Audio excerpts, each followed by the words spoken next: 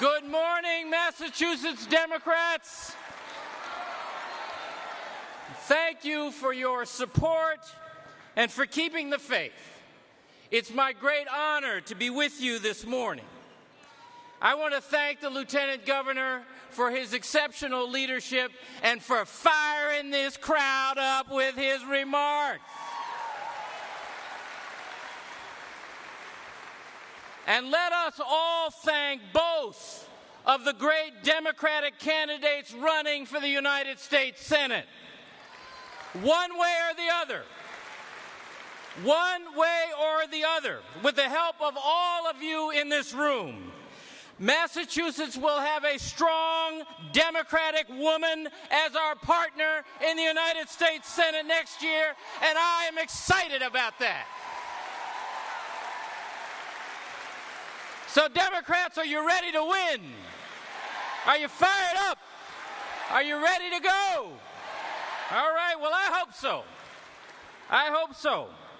This is the election of a lifetime because more than any one candidate, more than any one race or one policy, what's at stake right now is the American dream.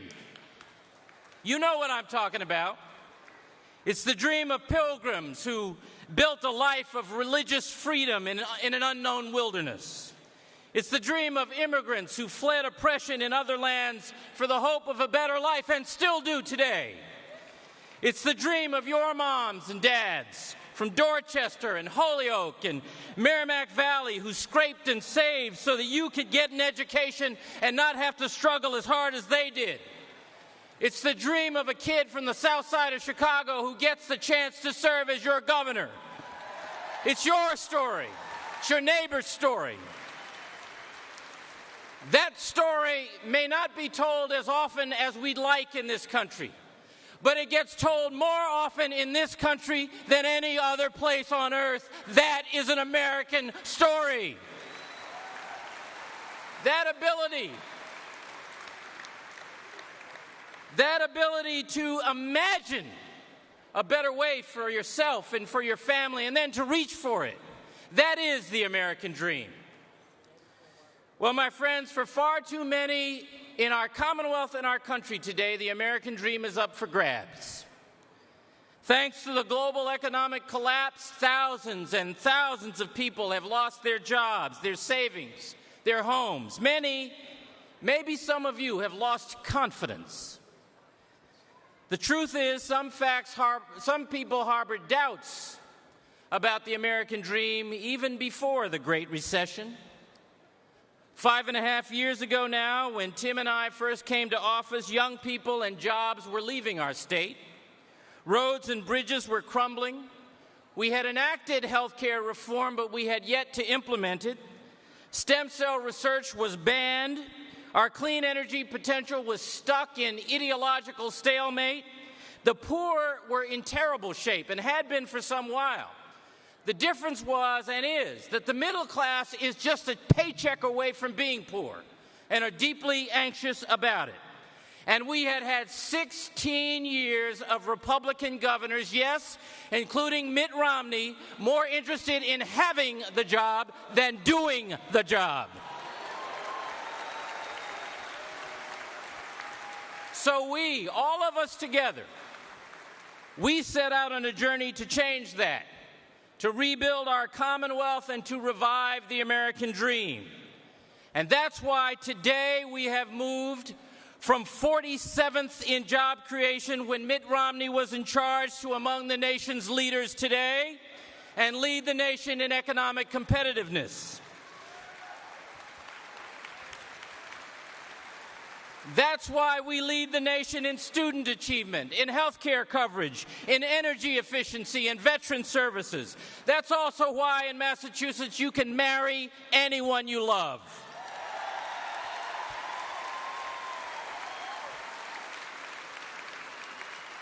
And it's why we have not only eliminated Romney's structural deficit and achieved the highest bond rating in our history, but also with labor at the table, made the kinds of meaningful reforms in the pension systems, in municipal health benefits, in our schools, in transportation, and so much more that folks talked about for a long time, but we delivered. All of us together delivered. We have much, much more to do, of course, but we are on the right track because we placed our faith not in unfettered markets or angry rhetoric, but in our values and common sense and in the American dream itself. Now, today's Republicans would make very different choices. I want to be clear that I am governor of all of the people of the Commonwealth, but the values that inform my choices are those of a Democrat. And the values and thus the choices of the National Republican Party and their candidate for president today are very different. And coming into the elections in 2012, we better be crystal clear about that. After you cut through all their slogans and sound bites, all that today's Republicans are saying is that if we just shrink government, cut taxes, crush unions, and wait, all will be well. Now, you know, history has proven that thesis wrong time after time after time. Just think Herbert Hoover. In fact, you don't have to go back that far. Just think George W. Bush. But here's the thing. They don't believe any of it. Not any of it. You know that the same folks who say government should be small and spending should be limited were responsible in the Bush administration for the biggest run-up in the size of the federal government and the largest spending spree in the history of the United States. The same folks who say jobs should be our top priority oppose every jobs plan proposed by Democrats and have no jobs plan of their own. The same folks who say religious fundamentalism is a danger abroad are busy trying to promote it right here at home.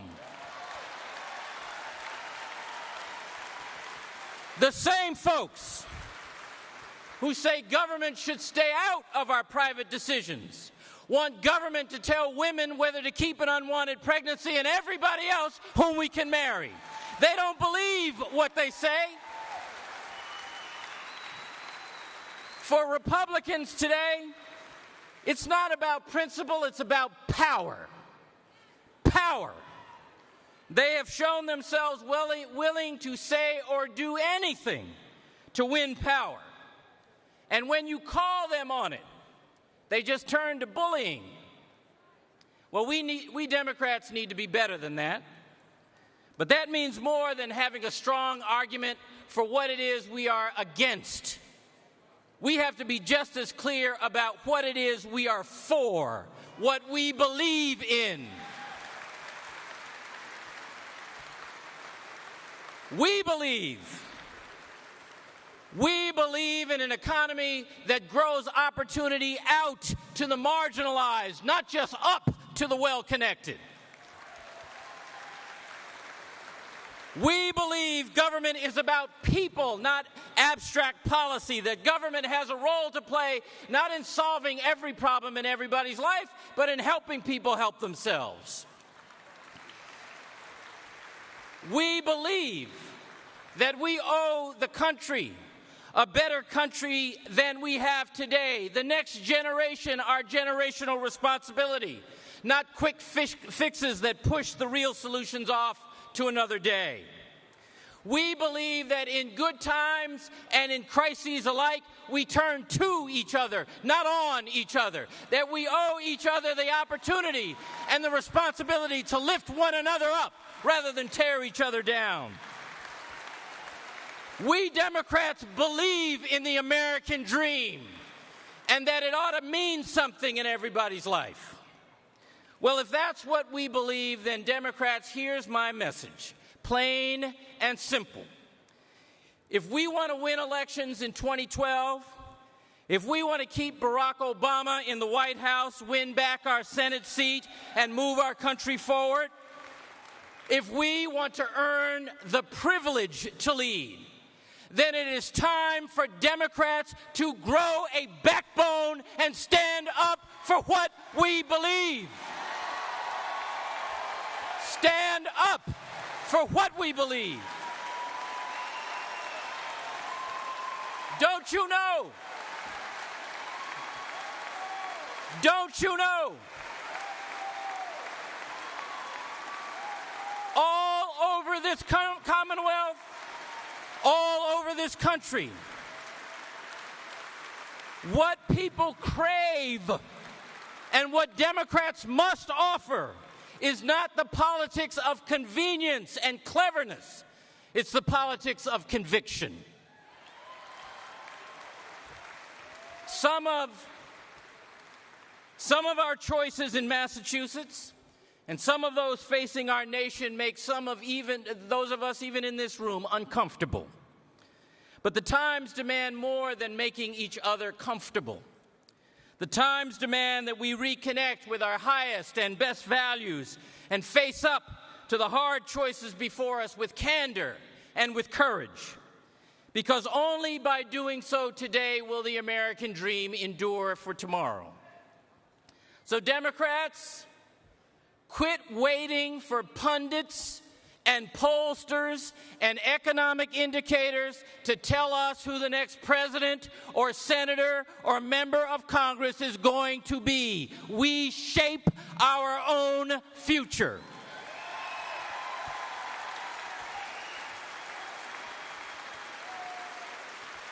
Don't you remember that by running on our values and working at the grassroots, that is precisely what we did in 2006 and 2008 and 2010, and that is what we're going to do again in 2020, 2012. We got some work to do before 2020. And my friends, you can start by standing up for President Barack Obama.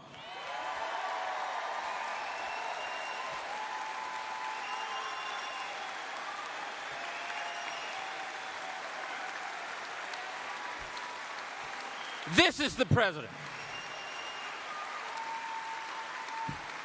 This is the president.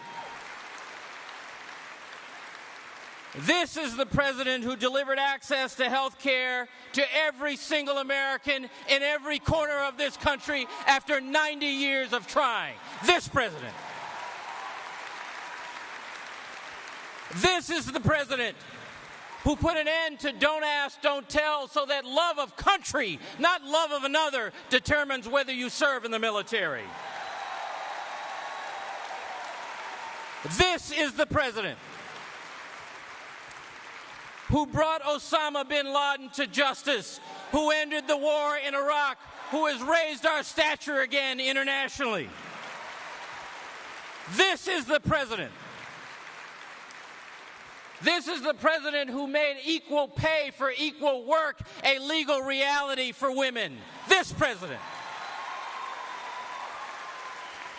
This is the president who saved the American auto industry from extinction, the American financial industry from self-destruction, the American economy from full-blown depression, 4.2 million private sector jobs in the last 2 years.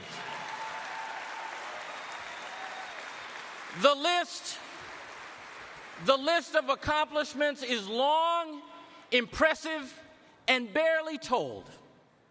It's even more extraordinary when you consider that congressional Republicans have made division itself the top of their governing strategy. You may not agree with every decision President Obama has made. I don't. But I respect that he is making decisions based on his conviction that we should leave a better country than we found, and that the American dream is worth investing in and fighting for. And I, for one, will not let him be bullied out of office for that, and neither should you.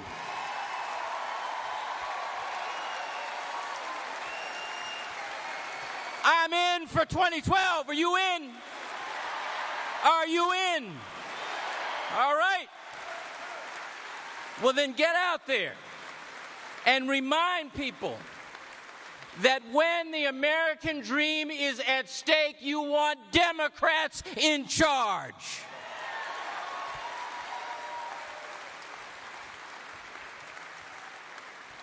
For me, this is not abstract. This is not some theory. Let me explain in very concrete terms what is at stake.